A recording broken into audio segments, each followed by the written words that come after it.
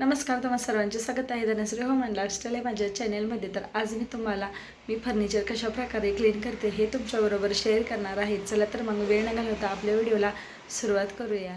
कोणतंच आपल्याला महागातलं लिक्विड वापरायचं नाही, तर फक्त आपण जे भांडे घासण्यासाठी विम जेल आणतो तर त्याचे 2 ते 3 थेंबामध्येच आपलं हे सर्व किचन अगदी चकाचक असं होणार आहे. कोणतेही महागडे केमिकल किंवा स्प्रे वापरायची गरज नाही. तर पातेल्यामध्येच मी इथे पाणी घेतलेलं आहे, नॉर्मल पाणी घेतलेलं आहे, त्यामध्येच 2 ते थेंब विम जेल टाकलेलं आहे. तर यापासूनच आपण चकाचक असं करणार आहे. तर अशा प्रकारे एक नॅपकिन घेऊन तो चांगला पिळून घ्यायचा व छान असं पुसून घ्यायचं. तर अगदी झटपट असं आपलं हे क्लिनिंग होतं. तर तुम्हाला जर वासासाठी थोडंसं टाकायचं असेल तर यामध्ये तुम्ही कम्फर्ट टाकू शकता, पण काही आवश्यकता नाही. या फक्त विम जेलच्याच लिक्विडनेही छान असं स्वच्छ निघतं. तर आधी एका ओल्या नॅपकिनने पुसून घ्यायचं व त्यानंतरने एक कोरडा कॉटनचा मऊसूत असा रुमाल असतो तर तो घ्यायचा, हँड रुमाल, त्याने स्वच्छ असं पुसून घ्यायचं. इथे मी डायनिंगही पुसून घेत आहे. आमच्या घरामध्ये 2 लहान बाळे आहेत, तर सतत सारखे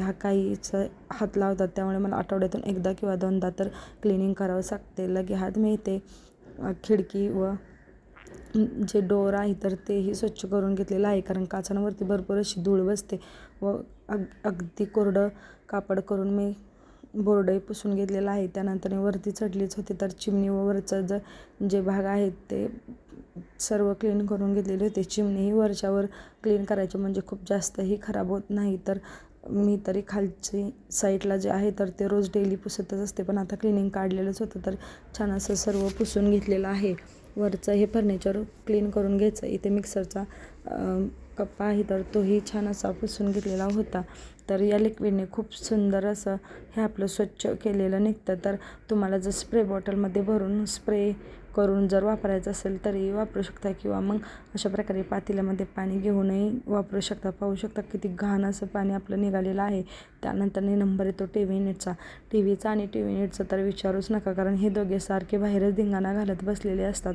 त्यामुळे इथे तर सतत रोज म्हटलं तरीही क्लिनिंग करावीच लागते. तर टीव्हीलाही खूप डाग पाडलेले असतात, हात लावून त्यांच्या हाताला टीव्ही येते, तर तेही क्लीन करून घेतलं. व इथे जास्त सामान न ठेवता अगदी थोडंसं सामान ठेवलेलं आहे, कारण हे दोघं अजिबात काही यामध्ये ठेवतच नाहीत व कमी सामानामध्ये छान असं टीव्ही नीट दिसतं. तर सर्व वस्तूही त्यावरच्या क्लीन करून घेतलेल्या आहेत. तुम्हालाही माझी क्लिनिंगची ट्रिक आवडली की नाही ते नक्की कमेंट करून सांगावं. अशा प्रकारे फर्निचर क्लीन केलं म्हणजे अगदी चकाचक असं निघतं. कमी मेहनतीमध्ये व कमी पैशामध्ये, कमी वेळेमध्येही चकाचक निघतं. तर नक्की ही ट्रिक वापरून पहा. असेच माझे नवीन क्लिनिंग व क्लिनिंगचे व्हिडिओ पाहण्यासाठी आपल्या चॅनेलला नक्की सबस्क्राईब करा. यावरती मी छान असे व्हिडिओ पोस्ट करत राहते. तर आवडल्यास नक्की सबस्क्राईब करा. धन्यवाद.